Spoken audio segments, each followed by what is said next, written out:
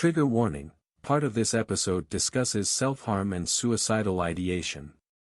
If you or someone you care for is in need of immediate assistance and thinking of acting on suicidal thoughts, please call treatment locators and helplines in your country of residence, such as 988 Suicide and Crisis Lifeline in the United States, or Lifeline 13 11 14 in Australia. If you're struggling with mental health, we encourage you to seek the advice of your physician or other qualified healthcare provider. Please do not disregard professional medical advice or delay seeking it because of something you have heard from this podcast. Am I Okay, especially this episode, is intended for mature audiences as it discusses topics that can be emotional and upsetting. Content shared in this podcast does not reflect or represent the views and opinions of medical practitioners or other experts in mental health. This podcast or any linked materials should not be construed as medical advice, nor is the information as substitute for professional expertise or treatments.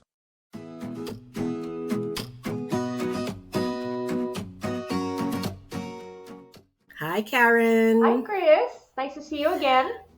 You too. I feel like I really got out a lot from our last session, and I couldn't wait for this catch up. I am looking forward to hearing about how you came to terms with dealing with what was going on in your headspace, and you're looking after your mental health. As we realize by now, any health issues affects mental health.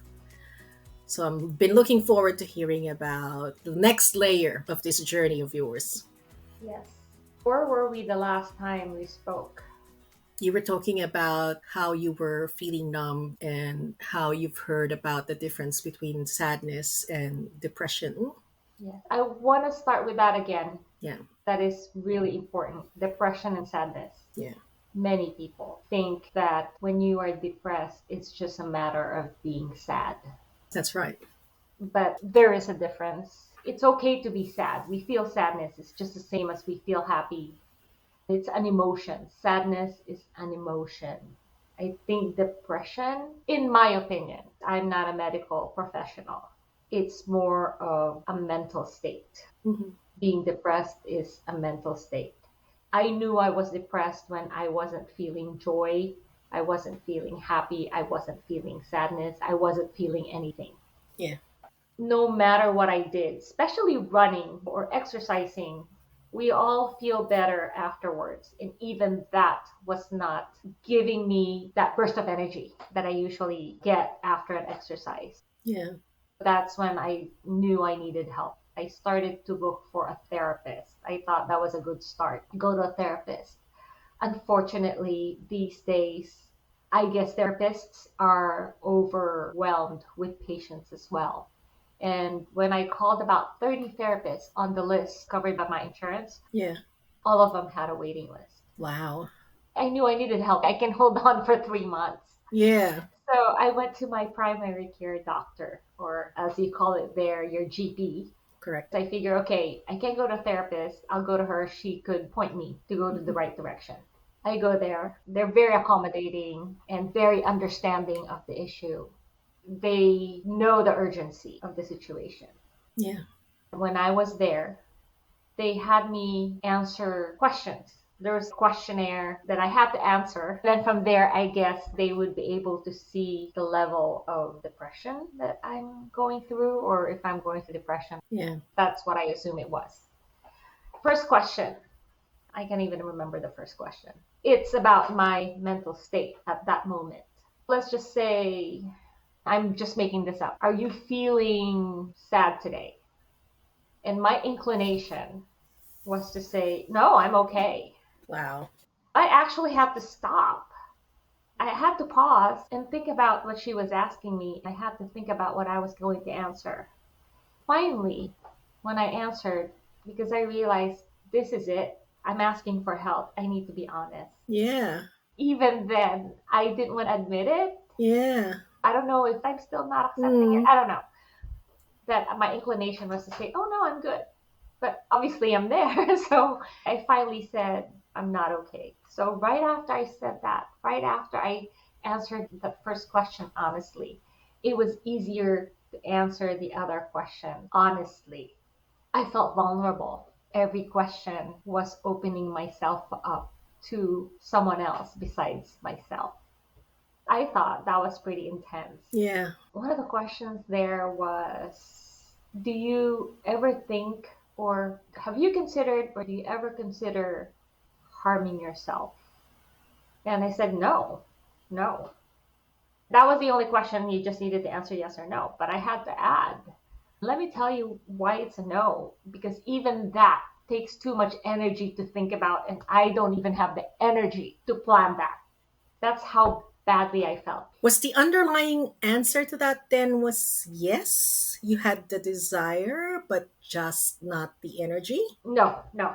I really didn't even. Okay. So it was still a no, either way. Yeah, it was a no. I guess it could be different levels. It could be just because two people will answer no doesn't mean we're in the same boat. Yes. It's probably still. But for me, it's a no because really that's how dead I felt, which is not the right word, but no pun intended. Or how numb you felt. That's how numb I felt. And so I was diagnosed with depression. From there, she was able to write me a prescription to a therapist who's working within that group. It's one of those setups where you go to a doctor, and because you're written a prescription, then you go to the therapist and they see you right away.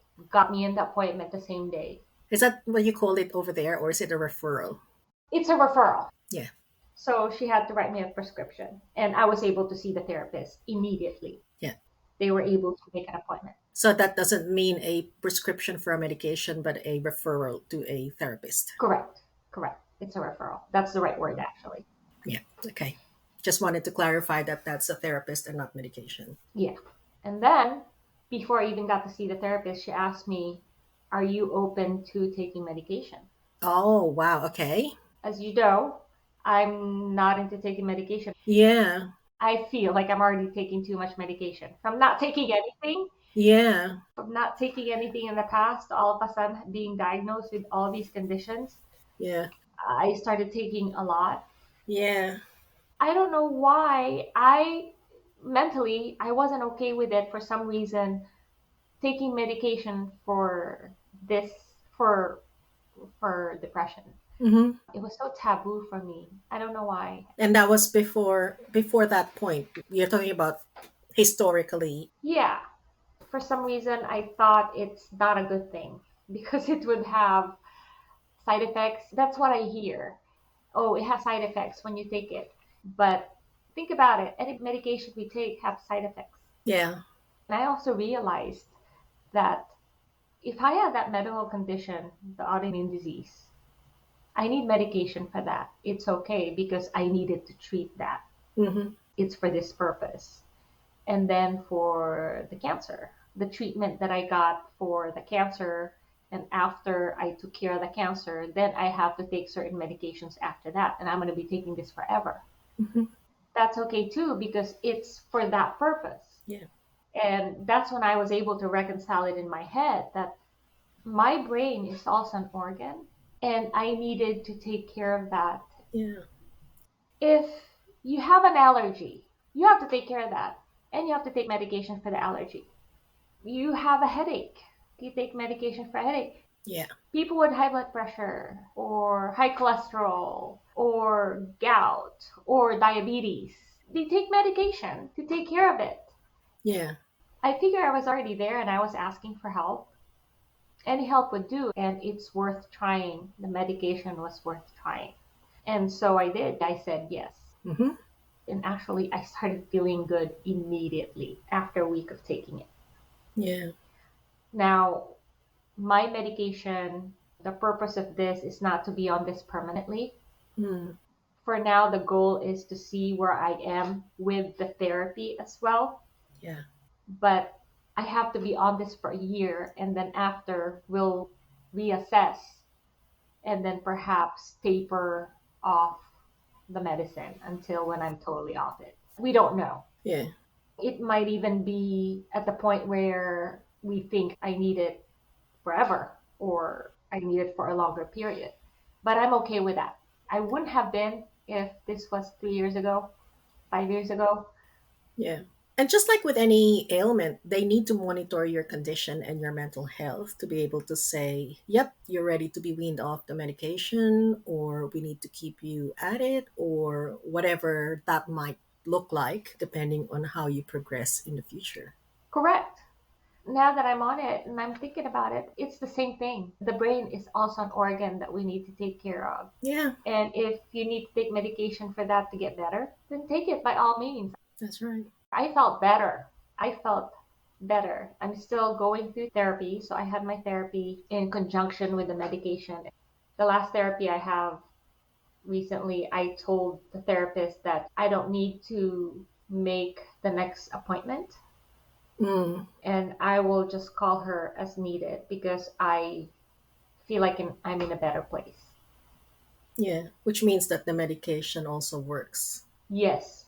So the Yeah. medication along with the exercises, and funny thing with therapy is that you you talk about things, that you learn about things that you realize, duh, why did I think of that? Mhm, yes. These are actually things that are just there, and when you talk to someone else, it's like a sounding board, Yeah. and they don't tell you what to do. They'd lead you to the answer. You have to figure it out yourself because people are different and we deal with issues differently. And this is why I'm a big proponent for therapy, Yeah, because you have someone else who just lets you think this through without judgment, I agree. without any emotion, Yeah. but you're working it out on your own. Yeah. I remember when I first realized that I had mental health issues, and this is probably going to be a follow on from the first episode because that's when I first realized I needed help. I was in denial, just like you were. And my husband suggested that I talk about my work with my primary care provider, which is RGB. And I said, I don't know if this is just stress or depression or whatever it is.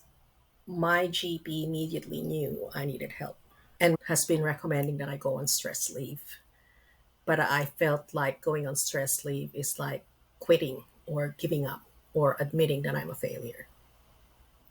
What prompted me to finally take my doctor's suggestions seriously was when, in the middle of a meeting, a telephone conference with my client, and my boss was in the same meeting, the client was asking for a lot of things that, in my opinion, were unreasonable, quite unreasonable. A certain deliverable that she wanted in PowerPoint and in Excel and in Word. And I could not understand that. I had a lot of things on my plate. I was developing this new program alongside with that, and I didn't have the resources I needed. And the weight of all that work was so heavy that I just immediately burst into tears in the middle of that meeting.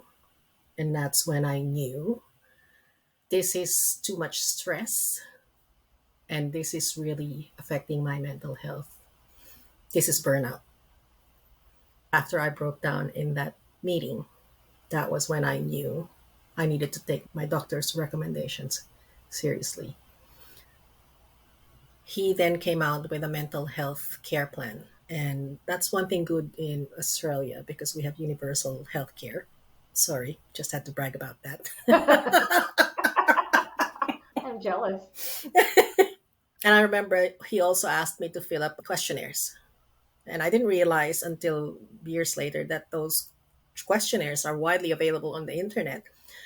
So at least it can give you an indication of where you are at in terms of your mental health. So he asked me to complete that, and then he came up with a mental health care plan. He suggested that I look up a psychologist that I feel comfortable going to, and then he will write up the referral. So which I did, and he gave me a referral. So I went on stress leave and started seeing a psychologist. He also recommended that I take medication, which I refused for the same reasons that you said earlier about I didn't feel like I wanted to introduce something into my body that I'm not sure I needed. It's different from, well, you were talking about you need medication for your autoimmune disease, you needed medication for your cancer, you needed medication for all of these other ailments. But the way that my brain processed this was those ailments had tests. You have blood tests, you have scans, you have all of these scientific ways of determining for sure that you have those ailments and therefore you needed those medications. That was how my brain processed it. Whereas this one is more a checklist in a questionnaire that you fill up, and it's not something that is based on a blood test or a scan that you can actually see. It's not something that's tangible. Uh-huh. So that was the reason why I refused the medication. But every follow up consultation I had with my GP, when he would be asking me about my work situation, he would always recommend medication. At some point, when we talked about early menopause, because I went through very early menopause, really, really early. So he prescribed me a hormone replacement therapy, medication for HRT. I had to take hormone replacement therapy. And that's when it hit me. And I asked him, does menopause cause chemical imbalance that affect my mental health or my happiness chemicals? And he said, yes, 100%. That was the only time that I agreed to take medication. So I started taking the medication. I felt the effect of the medication in a weird way where I felt this strange feeling of happiness that I could say I've only felt probably a handful of times in my entire lifetime until then. And this may sound silly, Karen.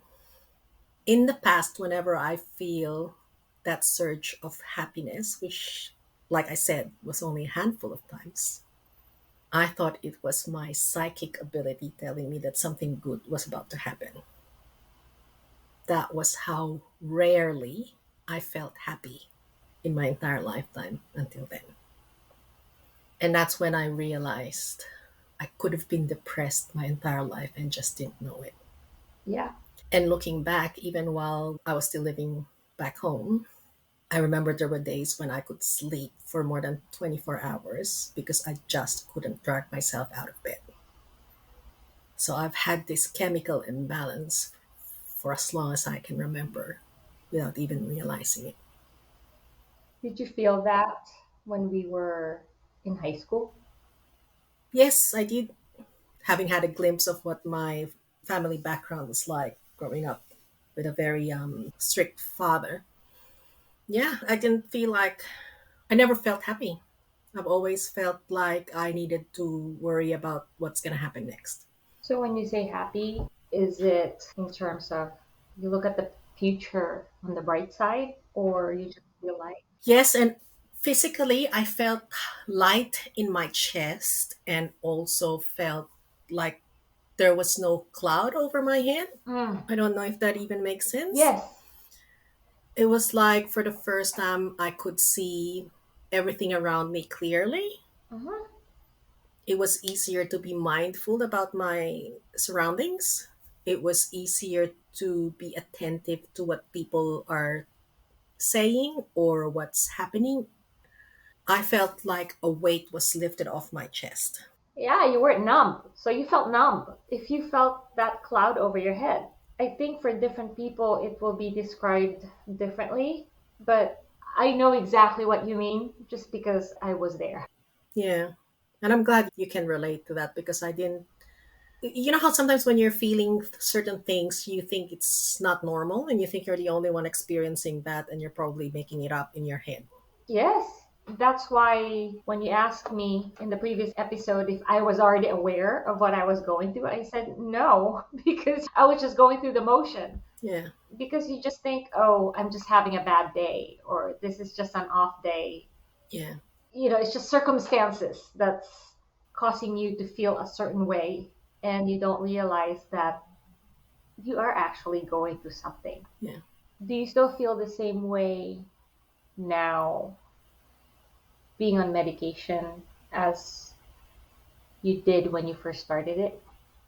It's very different today because of all of the other incidents that happened recently. And without providing too much detail, which I can't anyway, I dealt with my mental health issues at the time, and this was probably 8 years ago now.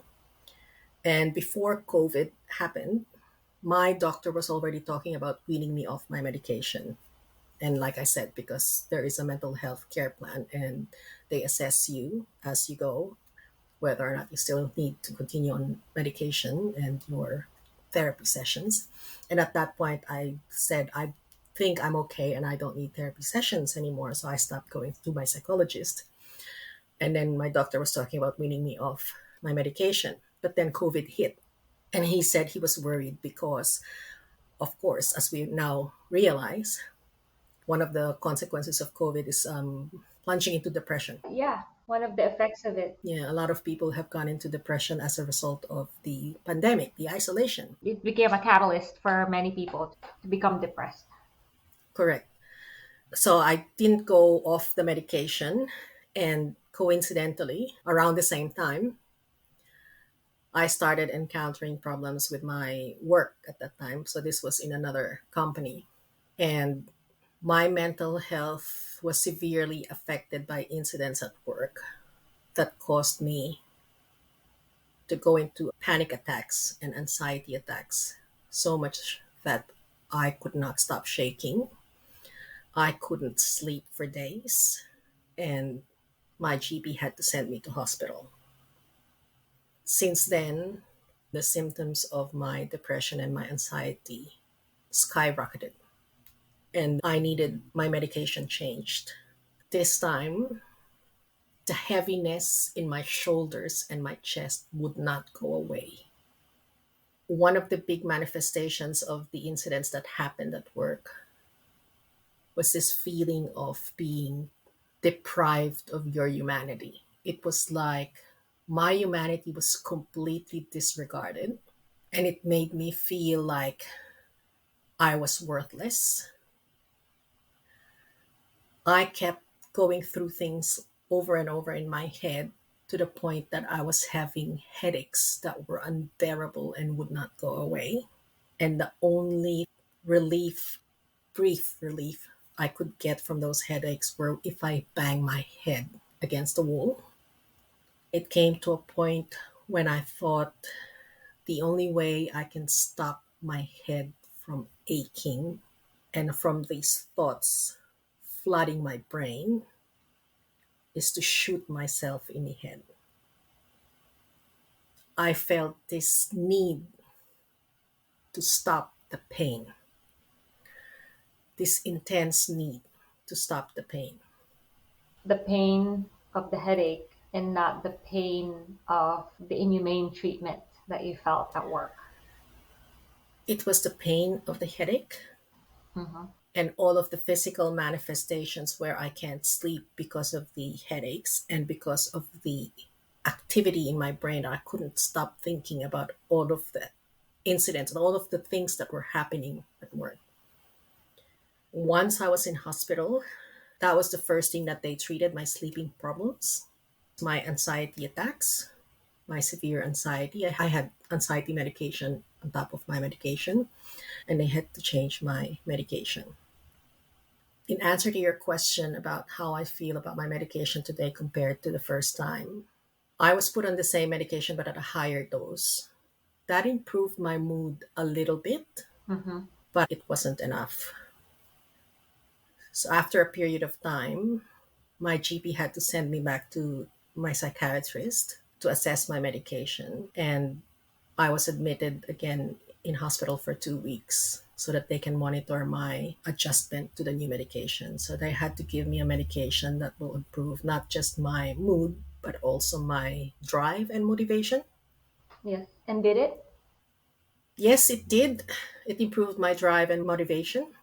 At least I can say it's easier to get up in the morning. Okay. but I can't say that it's improved my mood a lot. I feel like it had the same effect.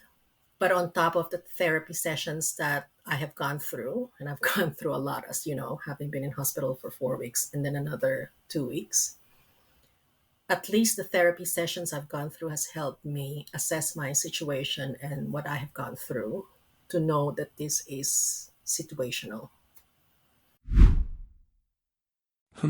We might pause right there for now. In our next episode, Chris and Karen continue their conversation as Karen asks Chris, Could you clarify what you mean by hospital? Is it a regular hospital? That's a good question because people may think that it is a hospital where you're constantly in bed.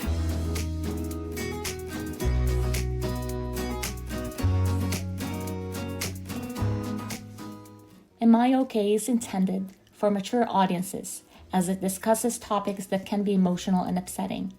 Stories, experiences, recollections, opinions, or insights shared by us are our own and does not reflect or represent the views and opinions of medical practitioners or other experts in mental health.